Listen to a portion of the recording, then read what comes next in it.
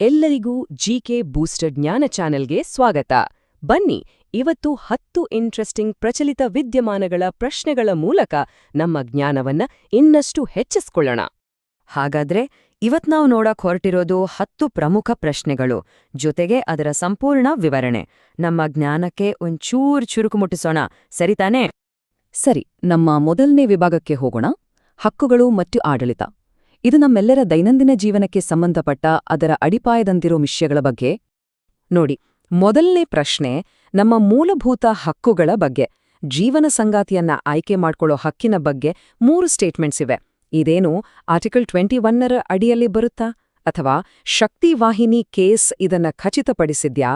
ಇಲ್ಲ, ಇದು article 19(1)A ಅಡಿಯಲ್ಲಿ ಬರುತ್ತಾ?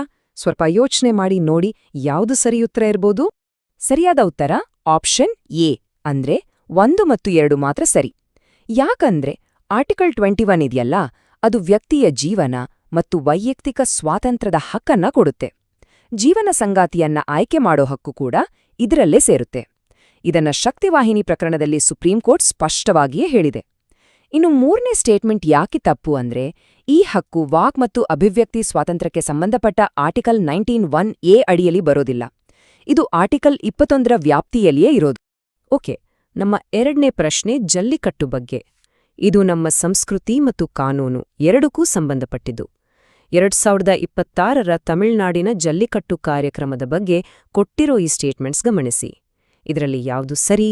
ಇಲ್ಲಿ ಕೂಡ ಸರಿಯಾದ ಉತ್ತರ ಎ, ಅಂದ್ರೆ 1 ಮತ್ತು 2 ಮಾತ್ರ. ಮೊದಲ 2 ಸ್ಟೇಟ್ಮೆಂಟ್ಸ್ ಪಕ್ಕಾ ಸರಿ. ನಡೆಯೋ ಜಾಗ ತಚ್ಚನ್ ಕುರಿಚಿ, ಅದಕ್ಕೆ ಕಾನೂನಿನ ಆಧಾರ ಪ್ರಾಣಿಗಳ ಮೇಲಿನ ಕ್ರೂರ್ಯ ತಡೆ ಕಾಯ್ದೆ. ಹಾಗಾದ್ರೆ 3ನೇ ಹೇಳಿಕೆಯಲ್ಲಿರೋ ಟ್ವಿಸ್ಟ್ ಏನ್ ಗೊತ್ತಾ?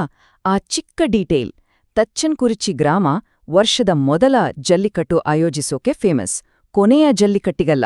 ನೋಡಿ, ಈ ಥರದ ಸಣ್ಣ ಸಣ್ಣ ವ್ಯತ್ಯಾಸಗಳೇ ಸ್ಪರ್ಧಾತ್ಮಕ ಪರೀಕ್ಷೆಗಳಲ್ಲಿ ತುಂಬಾ ಮುಖ್ಯ ಆಗತ್ತೆ.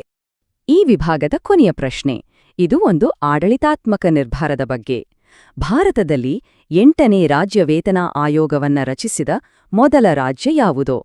ಕರ್ನಾಟಕನ, ಪಶ್ಚಿಮ ಬಂಗಾಳನ, ಅಸ್ಸಾಂ ಅಥವಾ ರಾಜಸ್ಥಾನ? ಮತ್ತು ಉತ್ತರ ಸಿ, ಅಸ್ಸಾಂ.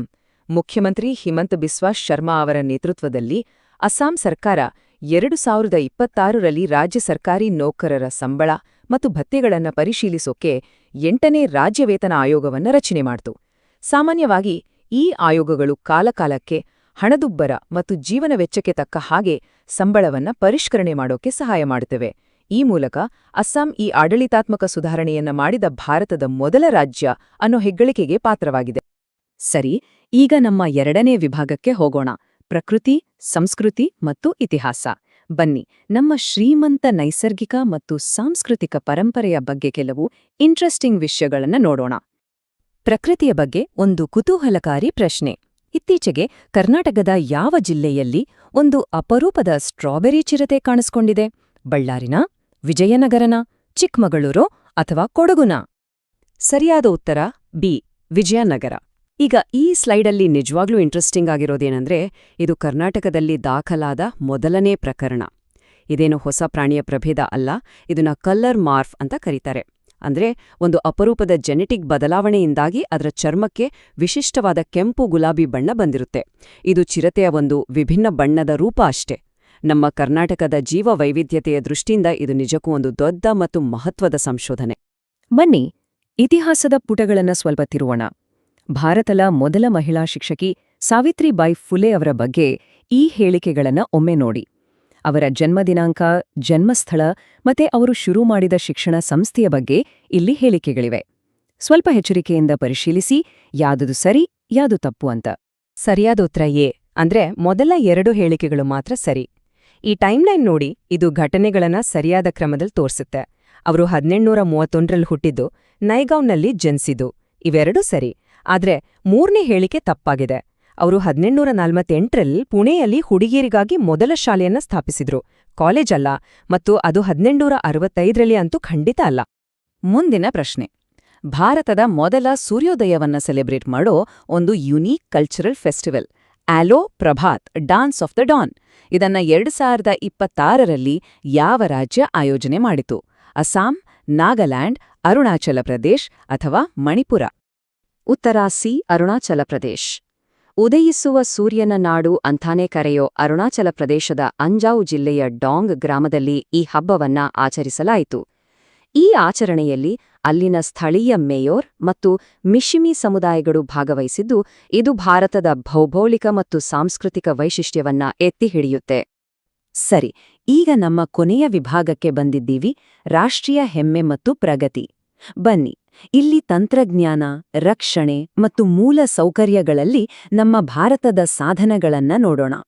2026ರ ಗಣರಾಜ್ಯೋತ್ಸವ ಪರೇಡ್ನಲ್ಲಿ ಮೊದಲ ಬಾರಿಗೆ ಭಾಗವಹಿಸಿದ್ದ ಪ್ರಾಣಿ ದಳದ ಬಗ್ಗೆ ಒಂದು ಪ್ರಶ್ನೆ. ಕೊಟ್ಟಿರೋ ಆಪ್ಷನ್ಸ್, ಅದರ ಸಂಯೋಜನೆ ಮತ್ತೆ ಸೇನಾ ನಾಯಿಗಳ ನಿಕ್ನೇಮ್ ಬಗ್ಗೆ ಇದೆ. ಸರಿಯಾದ ಉತ್ತರ ಯಾವುದು ಅಂತ ಯೋಚಿಸಿ. ಸರಿಯಾದ ಉತ್ತರ ಬಿ. ಈ ದಳದಲ್ಲಿ ಬ್ಯಾಕ್ಟ್ರಿಯಾ ನೊಂಟೆಗಳು, ಝಾನ್ಸ್ಕರ್ ಕುದುರೆಗಳು ಮತ್ತೆ ಬೇರೆ ಬೇರೆ ತಳಿಯ ಸೇನಾ ನಾಯಿಗಳು ಇದ್ವು. ಇಲ್ಲಿ ಇನ್ನೊಂದು ಸೂಪರ್ ಇಂಟ್ರೆಸ್ಟಿಂಗ್ ವಿಷಯ ಅಂದ್ರೆ, ಸೇನಾ ನಾಯಿಗಳನ್ನ ಲೌಡ್ ವಾರಿಯರ್ಸ್ ಅಂತ ಕರೆಯಲ್ಲ, ಬದಲಾಗಿ ಅವುಗಳ ಸೈಲೆಂಟ್ ಮತ್ತು ನಿಖರವಾದ ಕೆಲಸಕ್ಕಾಗಿ ಸೈಲೆಂಟ್ ವಾರಿಯರ್ಸ್ ಅಥವಾ ಮೂಕ ಯೋಧರು ಅಂತ ಗೌರವಿಸಲಾಗುತ್ತೆ. ಇದು ಅವುಗಳ ಕೆಲಸಕ್ಕೆ ಕೊಡುವ ನಿಜವಾದ ಗೌರವ. ಭಾರತದ ಅತಿದೊಡ್ಡ ಮಹತ್ವಾಕಾಂಕ್ಷೆಯ ಪ್ರಾಜೆಕ್ಟ್ಗಳಲ್ಲಿ ಒಂದಾದ ಮುಂಬೈ-ಅಹಮದಾಬಾದ್ ಹೈಸ್ಪೀಡ್ ರೈಲು ಯೋಜನೆ ಬಗ್ಗೆ ಈ ಪ್ರಶ್ನೆ. ಇದರ ಲಾಂಚ್ ಡೇಟು, ಅನುಷ್ಠಾನ ಮಾಡುತ್ತಿರೋ ಸಂಸ್ಥೆ ಮತ್ತು ಪ್ರಯಾಣದ ಸಮಯದ ಬಗ್ಗೆ ಸ್ಟೇಟ್ಮೆಂಟ್ಸ್ ಇವೆ. ಇದರಲ್ಲಿ ಯಾವುದು ಸರಿ? ಈ ಪ್ರಶ್ನೆಗೆ ಸರಿಯಾದ ಉತ್ತರ ಬಿ. ಈ ಪ್ರಾಜೆಕ್ಟ್ ಅನ್ನ national high speed rail corporation limited ಅಂದ್ರೆ NHSRCL ಕಾರ್ಯಗತಗೊಳಿಸುತ್ತಿದೆ. ಮತ್ತು ಇದು ಪೂರ್ಣಗೊಂಡ ಮೇಲೆ ಏನಾಗತ್ತೆ ಗೊತ್ತಾ? ಮುಂಬೈ ಮತ್ತು ಅಹಮದಾಬಾದ್ ನಡುವಿನ ಪ್ರಯಾಣದ ಸಮಯ ಕೇವಲ 2 ಗಂಟೆ 7 ನಿಮಿಷಗಳಿಗೆ ಇಳಿಯುತ್ತೆ. ಇದೊಂದು ದೊಡ್ಡ ಬದಲಾವಣೆ ತಾನೇ? ಈಗ ಟೆಕ್ನಾಲಜಿ ಕಡೆ ಬರೋಣ. AI ಚಾಲಿತ ವಜ್ರ ಸಿಸ್ಟಮ್ ಬಗ್ಗೆ ಈ ಸ್ಟೇಟ್ಮೆಂಟ್ಸ್ನ ಗಮನಿಸಿ. 1. ಇದನ್ನ ಕರ್ತವ್ಯ ಪಥದಲ್ಲಿ ನಿಯೋಜಿಸಲಾಗಿದೆ. 2. ಇದನ್ನ ನಮ್ಮಲ್ಲೇ ದೇಶೀಯವಾಗಿ ಅಭಿವೃದ್ಧಿಪಡಿಸಲಾಗಿದೆ. ಮತ್ತು 3. ಇದು ಪೂರ್ತಿಯಾಗಿ ಮನುಷ್ಯರ ಕಂಟ್ರೋಲ್ನಲ್ಲಿದೆ. ಇದರಲ್ಲಿ ಯಾವುದು ಸರಿ? ಇಲ್ಲಿ ಸರಿಯಾದ ಉತ್ತರ ಬಿ, ಅಂದ್ರೆ 1 ಮತ್ತು 2 ಮಾತ್ರ.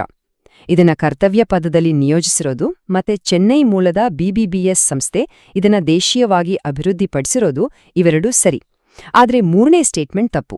ಯಾಕಂದ್ರೆ ವಜ್ರ ಒಂದು AI ಚಾಲಿತ ಸ್ವಾಯತ್ತ ವ್ಯವಸ್ಥೆ ಅಂದ್ರೆ ಆಟೋನಾಮಸ್ ಸಿಸ್ಟಮ್. ಇದಕ್ಕೆ ಹೆಚ್ಚು ಮನುಷ್ಯರ ಕಂಟ್ರೋಲ್ ಬೇಕಾಗಿಲ್ಲ. ಇದು ನಮ್ಮ ರಕ್ಷಣಾ ತಂತ್ರಜ್ಞಾನ ಎಷ್ಟೊಂದು ಮುಂದುವರೆದಿದೆ ಅನ್ನೋದಕ್ಕೆ ಸಾಕ್ಷಿ. ಇವತ್ತಿನ ನಮ್ಮ ಕೊನೆಯ ಪ್ರಶ್ನೆ. ನೋನೆನೆಸಿದ್ಧ ದಿನ 2026 ಎಲ್ಲಿ ಉದ್ಘಾಟಿಸಲಾಯಿತು? ನವದೆಹಲಿನಾ, ಚೆನ್ನೈನಾ, ಮೈಸೂರೋ ಅಥವಾ ಕೋಲ್ಕತ್ತಾನ? ಸರಿಯಾದ ಉತ್ತರ ಬಿ. ಚೆನ್ನೈನ ಕಲೈವಣರ್ ಅರಂಗಂನಲ್ಲಿ. ಉಪರಾಷ್ಟ್ರಪತಿ CP ರಾಧಾಕೃಷ್ಣನವರು ಜನವರಿ 3, 2026ರಂದು ಇದನ್ನ ಉದ್ಘಾಟಿಸಿದ್ರು. ಸಿದ್ಧ ವೈದ್ಯಕೀಯ ಪದ್ಧತಿಯ ಬಗ್ಗೆ ಜನರಲ್ಲಿ ಜಾಗೃತಿ ಮೂಡಿಸೋದು ಮತ್ತೆ ಅದನ್ನ ಪ್ರಮೋಟ್ ಮಾಡೋದು ಈ ಕಾರ್ಯಕ್ರಮದ ಮುಖ್ಯ ಉದ್ದೇಶವಾಗಿತ್ತು. ಹಾಗಾದ್ರೆ ಇವತ್ತಿನಿಂದ ನಾವು ನೆನಪಿಟ್ಕೊಳ್ಬೇಕಾದ ಪ್ರಮುಖ ಅಂಶಗಳು. ಜೀವನ ಸಂಗಾತಿಯನ್ನ ಆಯ್ಕೆ ಮಾಡೋ ಹಕ್ಕು ಇರೋದು ಆರ್ಟಿಕಲ್ 21ರ ಅಡಿಯಲ್ಲಿ. ಕರ್ನಾಟಕದಲ್ಲಿ ಮೊದಲ ಬಾರಿಗೆ ಸ್ಟ್ರಾಬೆರಿ ಚಿರತೆ ದಾಖಲಾಗಿದೆ. ಅಸ್ಸಾಂ 8ನೇ ವೇತನ ಆಯೋಗ ರಚಿಸಿದ ಮೊದಲ ರಾಜ್ಯ. ಬುಲೆಟ್ ಟ್ರೈನ್ ಪ್ರಯಾಣದ ಸಮಯವನ್ನ 2 ಗಂಟೆ 7 ನಿಮಿಷಕ್ಕೆ ಇಳಿಸಲಿದೆ. ಮತ್ತು ಸೇನಾ ನಾಯಿಗಳನ್ನ ಸೈಲೆಂಟ್ ವಾರಿಯರ್ಸ್ ಅಂತ ಕರೀತಾರೆ. ಈ ಪಾಯಿಂಟ್ಸ್ಗಳನ್ನ ನೆನ್ಪಿಟ್ಕೊಳ್ಳಿ.